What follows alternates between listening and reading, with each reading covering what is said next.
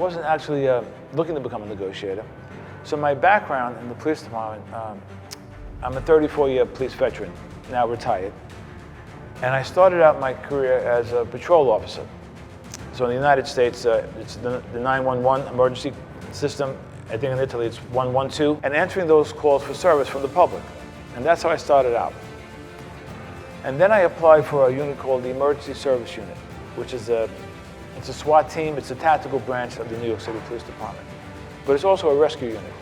So it's true, you'll go through one assignment with the heavy ballistic vest, the helmet, the machine guns, right, the battering rams, maybe to the very next job of taking a cat out of a tree.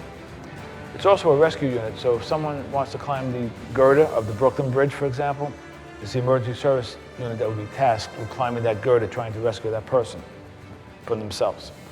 So it's a multi-function type of unit. There's a saying in New York City that when a citizen needs help, they call the police. When the police need help, they call the emergency service unit. So it's a support unit for police officers who do patrol work. I was doing that, I did that for a period of about 16 years in 3 different ranks, as a police officer, as a sergeant, and then as a lieutenant. And then my predecessor, who was the former commander of the hostage negotiation team, he's getting ready to retire. And he was on many of the same assignments as I was. People were barricaded inside their locations, hostage situations. And oftentimes it's the emergency service unit that would be the first responders to that type of incident. And he got to observe me over the years that I kind of bought into the principles of negotiation, but trying to negotiate before we would have to go through that door, hopefully get them to come out to us.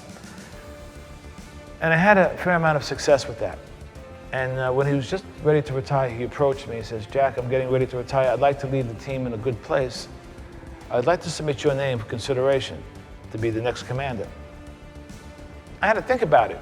I wasn't sure, because I love my work in emergency service. And finally, I thought about it. I got back to him in a few days, and he submitted my name, and I was interviewed, and I got the position.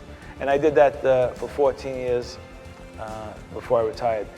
So I have some bragging rights that I was, up to this point, I'm the longest serving commander of the hostage negotiation team, doing that for 14 years.